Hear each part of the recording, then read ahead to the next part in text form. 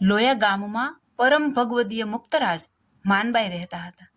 એક વખત માનબાઈનો ભાવ પૂરો કરવા ભાવ ભૂખ્યા ભૂદરજી ભગવાન શ્રીહરિ બપોર વખતે ઘેર આવ્યા. માનબાઈ ભાતનો સુંડલો માથે ઉપાડી હાથમાં દાળનું હાંડલું લઈ ખડકીમાંથી જેવા બહાર નીકળે છે ત્યાં તો માનબાઈ જય સ્વામિનારાયણ એમ કહી મહારાજ ઊભા. ડોશીએ મહારાજને દેખ્યા. ઓહો મહારાજ, તમે ક્યાંથી? એકલા કેમ? મહારાજ કહે, એકલા નથી, ભેળા મહાનુભાવાનંદ સ્વામી આદિક 5-7 સાધુ છે.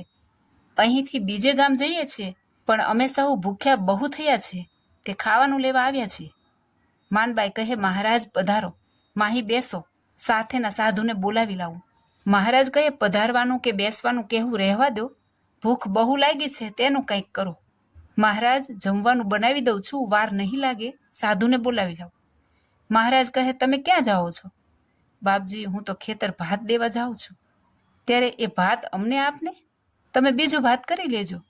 માનબાઈ હસતે વદને કહે, મહારાજ, આ ભાત તો તમારાથી ન ખવાય, આ તો અમારા જેવા કણબા ખાય, તમારા માટે હમણાં નવું કરી દઉં છું. મહારાજ કહે, ઝટ કરો. બાઈ તો નાહીને બેઠા રસોડામાં. મહારાજ કહે, ભાતનું મોડું થશે તો પટેલ કાંઈ બોલશે ખરા? ના મહારાજ, પટેલ તો સુવાળા સાપ જેવા છે, તે બોલે એવા નથી, પણ મૂંગે મોઢે પરોણાની પૂજા કરે એવા છે. મહારાજ કહે, અમારા સારું પટેલ તમને મારે કે વઢે તે ઠીક ન કહેવાય, માટે લાવો તમારું કામ અમે કરીએ. પટેલ કે ખેતર ગયા છે, તે કેટલું છેટું છે? મહારાજ, 1.5 ગાઉ છેટે આથમણી કોરે તલાવડીની પડખે છે. મહારાજ કહે, ખેતર જોયું નથી, પણ તમારા ધણી મરઘા પટેલને અમે ઓળખીએ છીએ. એમ કહેતા જ માથે ટોપલો અને હાથમાં હાંડલું લઈ થયા ચાલતા. માનબાઈ દોડતા દોડતા બહાર આવ્યા. અરે મહારાજ, કૃપાનાથ, તમારાથી ભાત દેવા ન જવાય, રહેવા દો. મહારાજ કહે, માનબાઈ, તમે અમારું કામ કરો છો તો આટલું તમારું કામ અમે ન કરીએ? એમ કહેતા જ ડોશી ના પાડતા રહ્યા અને મહારાજ તો ખડકીની બહાર નીકળી ચાલતા થઈ ગયા. બાઈએ રોટલા કરવા માંડ્યા. હવે ખેતરમાં મરઘા પટેલ ભાતનું મોડું થવાથી માર્ગ સામે ડોળા ફાડી જોઈ રહ્યા હતા. ત્યાં તો મહારાજને છેટેથી જોઈને એકદમ ઊભા થઈને બીજાને કહે, અલ્યાઓ, આવો, કૌતુક દેખાડું. જુઓ, પેલો ભાત લઈને આવ્યો, એને ઓળખ્યો? એ મારી ઘરવાળીનો ભગવાન છે. ઘરવાળી એમના સારું જમણ કરવા રહી હશે અને આ ઘરવાળીને બદલે પોતે ભાત દેવા આવે છે. અલ્યા, આ ભગવાન તો પોતાના ભક્તનું કામ કરે છે. આમ મરઘા પટેલ બોલે છે ત્યાં તો મહારાજ નજીક આવી પહોંચ્યા. મરઘા પટેલ, રામ રામ, કાંઈ ઓળખાણ પડે છે? હા મહારાજ, ચેમ ઓળખાણ ન પડે? તમે મારી ઘરવાળીના ભગવાન છો. મહારાજ કહે, એ અમારા સારું રોટલા કરવા રહ્યા છે અને એમને સાથે અમે ભાત દેવા આવ્યા છીએ. લ્યો હવે જમો, મોડું થઈ ગયું છે. પછી પટેલ અને સૌ જમવા બેઠા. પટેલ કહે, અલ્યા રત્ના, ઘરવાળી આવી હોત તો થોડું વાવત ખરી. મહારાજ કહે, એને વાવતા આવડે? તો કહે, હવે મહારાજ, અમારા કણબાના બૈરા તો વાવેય ખરા અને કોસેય તાણે. મહારાજ કહે, લ્યો ત્યારે એમના સાટાનું કામ અમે કરીએ. એમ કહેતા જ બળદોને જોડી બાજરાની ખોઈ ભરી મંડિયા વાવવા. મરઘા કાકા કહે, મહારાજ, રહેવા દો, તમને ના આવડે. મહારાજ કહે, અમે ઘેર હતા ત્યારે બધું એ કરતા. એમ કહી જોતામાં 1/2 વીઘો બાજરો વાવી દીધો. પછી સાથીએ જઈ બંધ કરાવી દીધો એટલે મહારાજ કોસ તાણવા માંડ્યા.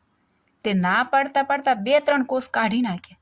પછી મરઘા પટેલ પોતે આવી પગમાં પડ્યા, મહારાજ, તમે તો બહુ મોટા ભગવાન છો. અહોહો, તમે ભગતના પણ ભગત છો. બાપજી, આજથી હું તમારો છું. જેમ મારી ઘરવાળીના ગુરુ છો તેમ આજથી મારા પણ ગુરુ છો. મહારાજ કહે, તમારી ઘરવાળી બહુ મોટી ભક્ત છે, એને તમે લડશો નહીં. તમે પણ તુલસીની કંઠી પહેરજો, નાહવાનો નિયમ રાખજો, બધું કામકાજ કરતા સ્વામિનારાયણ અખંડ ભજન કરજો. આમ મરઘા પટેલને સત્સંગી કરી પટેલ, જય સ્વામિનારાયણ, હવે અમે જઈએ છીએ, એમ કહી ચાલતા થયા. ગામને ગોંદરે સાધુ બેઠા હતા, તેમને લઈ ઘેર આવ્યા. માનબાઈ, ખાધાની શી વાર છે? હવે તો પેટમાં બિલાડા બોલે છે. માનબાઈ કહે, મહારાજ, જમવાનું તૈયાર છે, આવો પધારો, પાટલા ઉપર બેસી જાઓ. મહારાજ તથા સંતો પાટલે બેઠા અને માનબાઈએ રોટલા, અડદની દાળ અને ઉપર ઘી ગોળ ખૂબ પીરસ્યું. મહારાજ જમવા મળ્યા. આંબલીના કાતરાની ચટણી અને ભેંસની જાડી છાશ ખૂબ પીરસી. મહારાજ તો 2 તાસલા અડદની દાળ અને 2 તાસલી છાશ પી ગયા.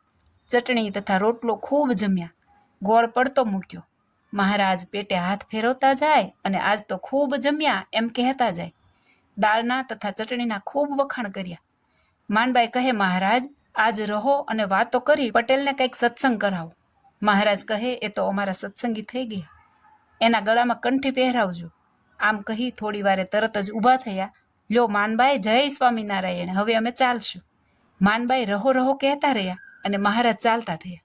મહારાજ કહે, હજી અમારે ઘણે છેટે જવાનું છે. એમ કહી તે ચાલી નીકળ્યા. આ લોકમાં પોતાના ભાવિક ભક્તોના ભાવ પૂરા કરવા, તેમને ઈચ્છિત સુખ આપવા અને એકાંતિક ધર્મનું સ્થાપન કરવા ભગવાનના અવતારો થાય છે. તેમનો જે જીવ જ્યારે આશ્રય કરે છે ત્યારે જ કર્મકાળ અને માયાના બંધનથી જીવ મુક્ત થાય છે અને પરમ પદને પામી સુખી થાય છે. માટે ભગવાનનો દ્રઢ આશ્રય કરી લેવો. જય સ્વામિનારાયણ.